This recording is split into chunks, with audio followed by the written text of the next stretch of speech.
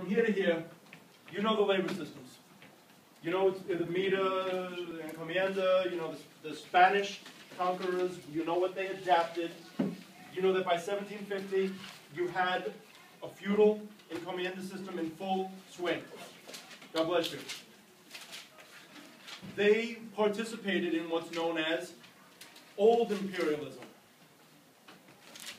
Old imperialism, where there was less strict government control over things like the economy, things like social law, etc., etc. Things were just less strict overall in old imperialism. Okay? That being said, one thing that comes across with the 1750 to 1900 and the change that you might talk about in this essay, the change is going to be in terms of, believe it or not, theme 1, demographics. I want you to realize that 1750, and you know this by now, marks the beginning of the industrial age. With that, I want you to realize that certain minerals, certain goods, could not be accessed initially in the age of exploration, 1450 to 1750. With the onset of industrialization, I mean this literally and figuratively, the industrial nations of the world were able to dig deeper into the earth, which means now that you have a train system run on steam, you can now climb a mountain, and I want you to think about the Andes mountain range in the western part of South America. You can now climb that range and get more goods faster. Intensification. Now, if that's going to be the case, you're also going to need more workers faster. And what is going to start to develop is going to start to be known as a new type of labor force. And this is going to be known, and it's slightly coercive, it's a form of indentured servitude, and it's going to be known as the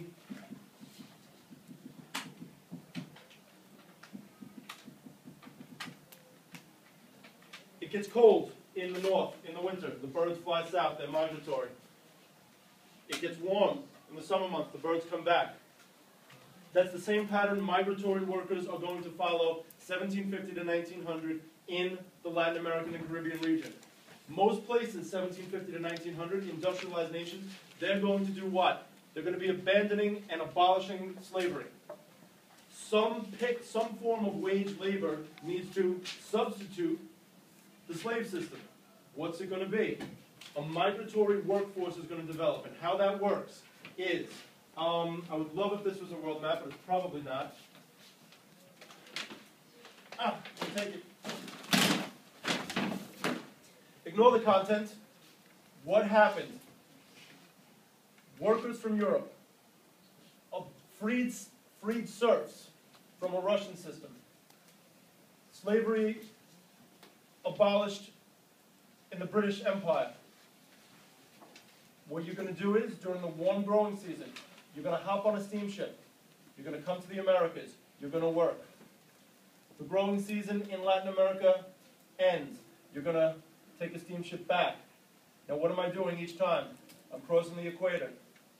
You're going to be a migratory worker who's always going to work a warm growing season. You're going to be a person living on this planet that's never going to experience winter anymore, because you're always going to go where the growing season is. And these new migratory workers, they're going to go from Europe, South America, and for the first time in this course we're actually mentioning it, Europe, Australia, and you're going to have hemispherical growing patterns for the first time and a hemispheric labor system, okay? I should say, excuse me, an equatorial labor system, as well as hemispheric. All right, so it's part of the whole globalization in the world, but they're going to be migratory workers. Now, how are you going to pay for your ticket? You're a freed serf. Well, you're going to have to enter into a form of indentured servitude. You're going to say, I will work for you for 2 to 3 years, traveling, traversing the globe, and that will pay off my boat ticket, my steamship ticket, so I can get to South America to do the work. So I can work more, I can save more money, intensification. I can maybe, as a emerging middle class person, I can maybe grow more, earn more, do more for my family, and that's how, in this time frame, an emerging middle class is going to come up from the lower class. Okay? The example that I want you to have in your notes are going to be known as swallows. And there's two reasons why I want to bring this up, and that's part of the reason why I made the allusion to the birds earlier. When slavery was abolished in a place such as Italy, which we will be talking about, part of my family, many moons ago, traveled from here to here to here to New York City. That's part of the reason why I'm here. Back to here, in a form of a triangle, always working, always working, always working. And people called these migratory workers swallows. Why? Swallow's a type of bird. It's a migratory bird. And Italian workers who followed this type of migratory working pattern, that's what their name was. They were just known as swallows. Some ended up here in Australia. And Little Italies are in New York. Little Italies are in Buenos Aires. Little Italies are in Sydney. Why? Why are there Chinatowns everywhere? Why? You know why. Migratory workers. Migratory workers, because of industrialization, they followed an imperial pattern. They needed work. The empires needed people to work for them. Why do you think there were so many English speakers in South Africa? Well, they had gold and diamond mines that they couldn't really get to before. But now with industrialization, guess what? You can now dig deeper, you can dig more, and you can get the diamonds, you can get the gold out. And by the way, diamonds are the hardest things on earth, right? How are you gonna, you need powerful tools to get them out. So you're gonna travel to here to work. And then when it's warm, you're gonna travel back to England or the Netherlands, and you're gonna be a migratory worker. And they're known as swallows, ladies and gentlemen, they're known as swallows. So when you're talking about the labor system and the change, obviously you're gonna start here and you're gonna talk encomienda. And you're going to say how it was adapted from the meter system. And you're going to say all the things that you know about, rigid class structure, essentially the feudal nature of it all. But then you're going to say with the onset of industrial and imperial patterns over time, these guys became the labor force in the Latin American world. Okay? This is the change I'm giving you. And I just want to make this crystal clear before we start talking about sub-Saharan Africa. Okay? Any questions in regards to this? Isaiah, please. So when did Latin American countries abolish slavery? We're going to talk about that.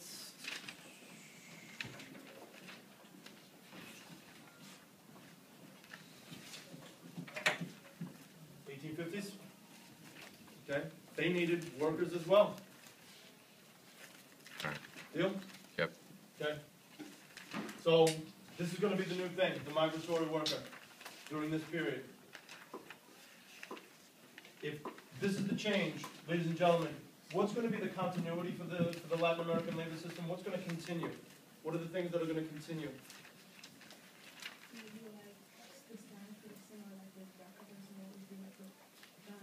Okay. Race will persist to define certain types of labor, quote unquote, whatever that means. That is an excellent continuity. Do you have another one?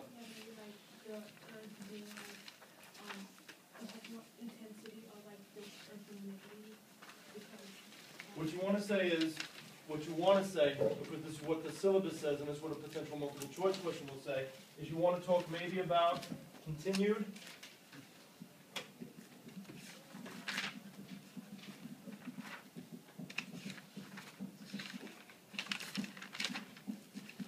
yes?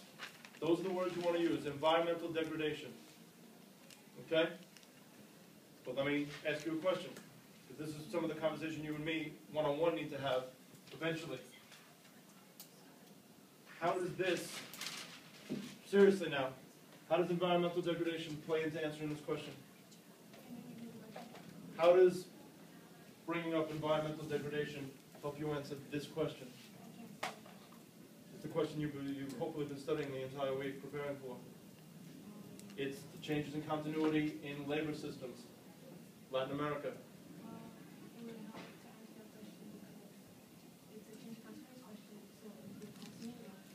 But it's not, how is this a continuity for labor systems is my question to you. The lowest class system would be the person doing the most degradation of the environment. God bless you. Would be doing the most work. You're on a bit thin. It sounds a bit thin. That's all I'm saying. It sounds a bit thin. We'll talk, you and I. You and I need to have this talk, but what I want you to recognize is when you pick out pieces of information, oh, this is you and me talking specifically, I want you to pick specific pieces of information that directly help you to answer the question. I need a labor system. Something in the Latin American labor system that started here. What is going to continue? And she was right to say race. That's definitely going to be something that's going to play a role in a continuity type way. Isaiah, what else is going to continue labor-wise? I was thinking the banana republics. Smart man. Good. This is definitely a continuity. Good. This is going to be the continuation of single commodity economies continuing. Think. God bless you. Costa Rican coffee, Colombian coffee. Keep it very simple. Think about the products that you know. I'm not trying to, speaking of degradation, anybody, but what's the guy's name with the commercial, and he's got the mule with the Oh, the coffee coffee, commercial. and he's climbing up the mountain. I forgot what brand it was. Yeah, I forgot what brand it was too, but it's always the same Colombian guy, and he's like, looks so ethnically, like, you're trying to say all Colombian people look that way? I mean, come on, man. He's got the big mustache and the goofy hat, I'm like, really? Come on, man. But Banana Republics are going to be a continuity. I'm happy with Latin America, if you are. Chiname. I was just thinking about it, like environmental degradation. Considering there's like an increase in like the population, and and they want to grow more food. I guess people who own the land use their advantage to took the lower classes and Exploit them all? yeah exploited them more, and I guess that's what brought the environment down. Good. Now that's how you can use that then. Okay? You just have to constantly be as creative as you possibly can be. With a great idea like that, it's all creativity. All right. So, all that from one little piece that I want to pluck out from Latin American trajectories. Excuse me. Say that 3 times fast. All right. So,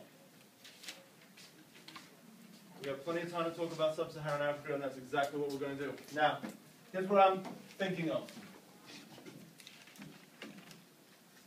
Can we?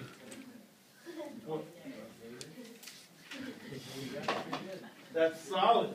Look at this. Don't go wow. Don't give me a wow. Like you got to get the full effect. Don't give me a wow. Come on, episode 7 is going to be. I can't wait. Look at that. That's legit. Overjoyed. Legit. You can make fun of me later. There you go. Let's talk Sub-Saharan Africa. Now, what I was thinking before somebody gave me a wow. Jeez, tough crowd. Can we do this?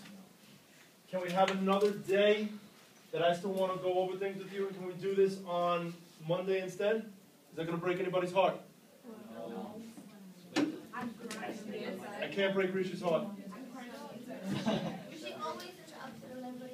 Well, Monday. I'd rather do it on Monday, simply because. That on Monday. Instead, I'd rather go over Sub-Saharan Africa. I'd rather give you an extra few days to really digest this. And I want us to think about what we're doing. A majority, if you've seen, there's a method to the madness. A majority of the essay questions lately on the AP exam have been coming from 1750 forward.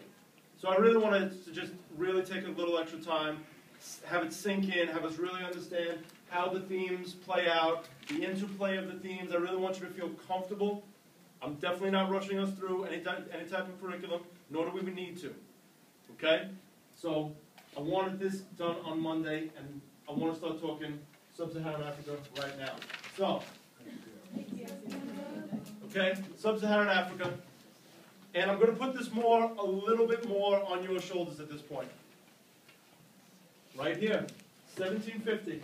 What do we know about labor systems in the sub-Saharan region? What's the first thing we're going to start with? Give me the absolute starting point, the absolute basic. Chinamay, thank you. Oh. Okay, talk to me more about that. Fine, I'll get rid of this. Let's talk. Okay, because she could say this, but ladies and gentlemen, we could do better than that. That's vague. I want to get more than just slavery. Slavery where? Slavery how? Remember, this is labor systems in one of the following regions. So we have to be careful how we frame this. So start talking to me about slavery in the sub-Saharan region. Go ahead, Billy. Thank you. Well, they have, I guess, a tribe